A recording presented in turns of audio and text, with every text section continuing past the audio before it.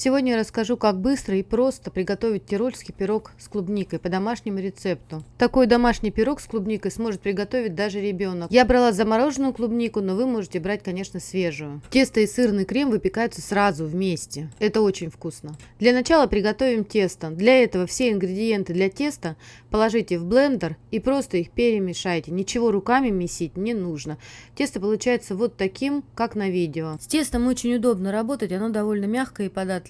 Масло для теста можете брать абсолютно любой температуры, можете прямо из холодильника, можете слегка теплой комнатной температуры. Когда все ингредиенты теста перемешались, просто соберите тесто в шарик и выложите его на стол. Вот, немножечко обомните, чтобы оно приняло такую плотную форму. Дальше сразу же это тесто распределяйте по форме жаропрочной, в которой вы будете выпекать ваш пирог.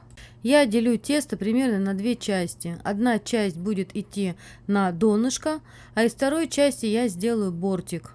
Собственно, именно это вы сделаете тоже сами. Тесто очень мягенькое, оно очень просто и легко расходится по форме. Вот делаю я это примерно вот так. Вы можете раскатать вообще скалкой, если вам удобно, но проще всего это сделать руками. Оно очень легонечко распределяется. Примерно высота теста должна быть где-то 0,3-0,5 сантиметра на донышке. Просто потому, чтобы у вас потом пирог не развалился. После того, как тесто распределите по дну формы, нужно будет обязательно сделать дырочки до того, как вы оденете бортики. Это просто даже удобнее. Дырочки нужны для того, чтобы тесто при выпечке с вашей начинкой не поднималось и не вытолкнуло начинку.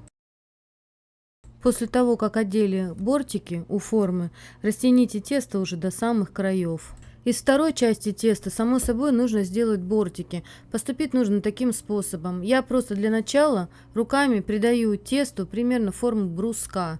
Затем с помощью шпателей кондитерских я аккуратненько его разравниваю, делю на две части. Чтобы было просто удобно для распределения. Вы можете вообще все это делать вручную и просто размазать тесто по бортикам. Мне нужна была красота, чтобы на столе оно красиво смотрелось.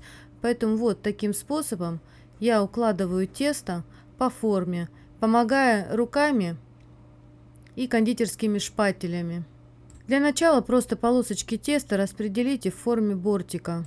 Потом уже с помощью рук и шпателя сделайте ему более-менее прямую красивую форму. Вообще у меня где-то после второго-третьего раза пирог стал похож полностью, как будто он покупной. Настолько он аккуратно и красиво выглядит. Его даже не стыдно принести гостям.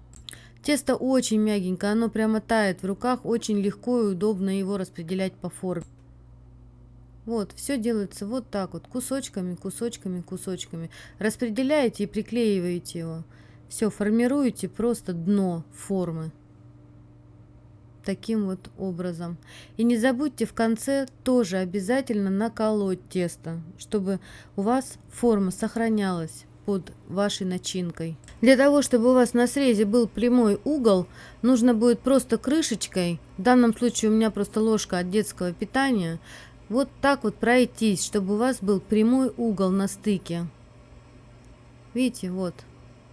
Вот так аккуратненько, тихонечко просто примять, у вас будет абсолютно прямая, хорошая стеночка красивая, с прямым углом, и на срезе будет выглядеть шикарно. Уберите форму с тестом в холодильник. Так как у меня ягоды замороженные, я сделала из них такой ягодный конфи. Для этого в кастрюлю я высыпала замороженные ягоды, крахмал и сахар, и просто слегка на среднем огне уварила до чуть-чуть сгущенного состояния. Этого достаточно, потому что мы все равно будем заливать желе, и все у вас прекрасно схватится. Туда же добавьте агар-агар. Для сливочного крема просто смешайте абсолютно все ингредиенты в единую кремообразную массу с помощью венчика или блендера, как вам удобно. Пока мы делали крем у нас готов.